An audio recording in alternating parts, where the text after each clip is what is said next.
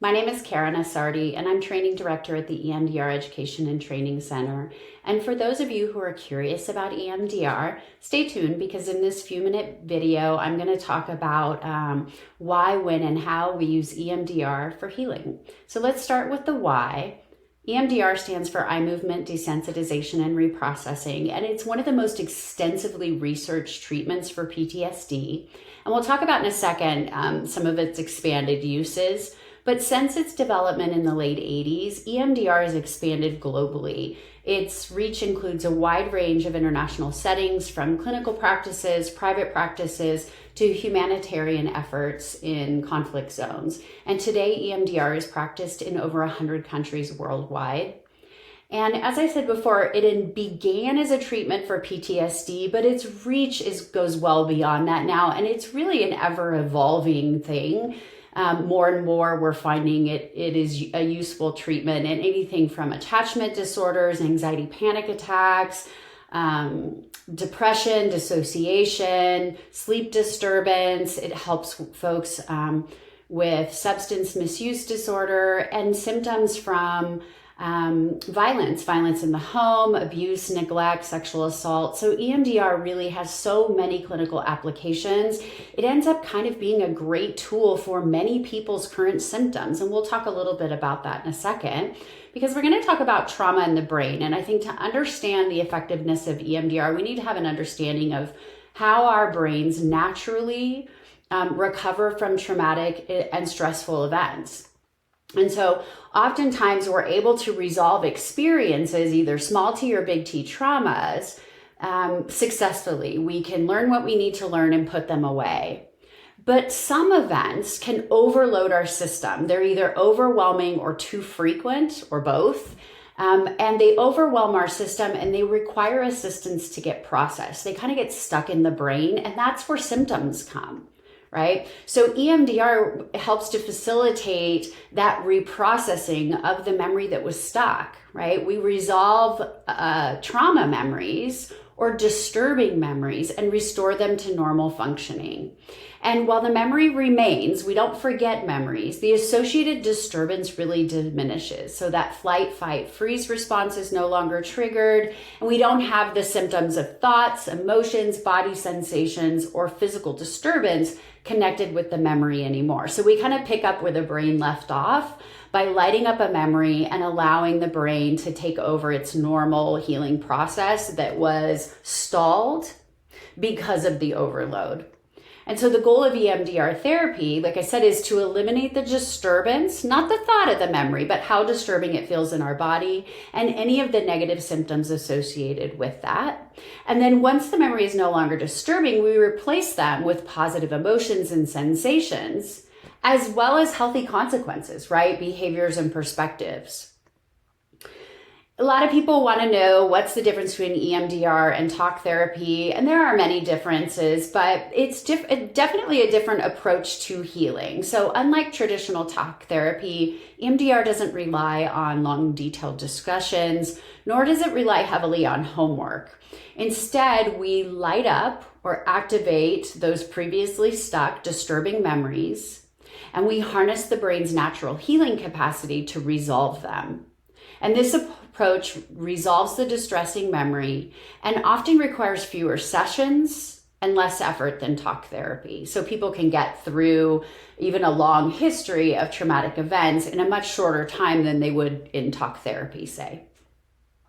So let's talk about the 8 phases of EMDR therapy, because EMDR, while we can meet the individual needs of the client, and there is an art to EMDR therapy, it's also a very structured protocol. So it involves 8 phases that evolve at the pace that meets the needs of our client. So we only go as fast or as slow as the person is able to do. So we're going to break those down for you right now. The first one is history taking. So as a client, together with your therapist, you'll identify specific target traumas, those past events, present triggers, or future challenges that are going to be the focus of EMDR reprocessing. And that takes sometimes one session to a few months to get through that history taking. And all the while, you and your therapist are working on building that therapeutic relationship, building trust, and also teaching and practicing any emotional regulation and grounding techniques that you need. And this phase also includes introducing you to the bilateral stimulation. This is where the eye movement comes in, so that you are comfortable and ready and well prepared for EMDR reprocessing. And then processing begins. Once history taking and preparation phases are done, processing begins by activating a single specific memory, and that's the phase 3 assessment phase. So with your therapist, you'll explore the associated negative beliefs, emotions, physical sensations, and disturbance levels connected with the target memory that you're working on. And you'll also identify a desired forward motion, a desired positive belief to replace the negative one, something you'd prefer to believe when all is said and done. And then you move on straight away into the desensitization phase. And this is where you use the BLS, or the eye movements, and you focus on the memory and just notice the changes. And this is where we've lit up a memory, and now we allow your brain to kind of take over in its own natural processes of healing, making sense of what it needs to keep and getting rid of what it doesn't. And you, as the person receiving EMDR, are going to observe changes, insights, associations.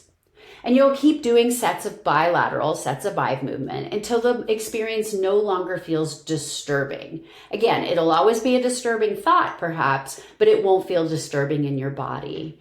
And if a challenge arises during this process, your therapist is there to intervene and to support the healing process. And this is why EMDR is not something you practice on your own at home. You go to a qualified and well-trained EMDR therapist. I myself have my own EMDR therapist for that very purpose.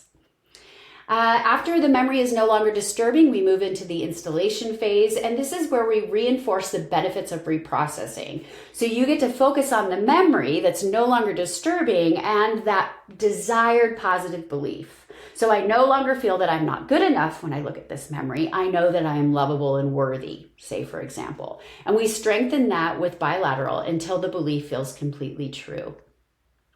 And the final step in the reprocessing is a body scan. So we want to check for any lingering physical discomfort related to the memory.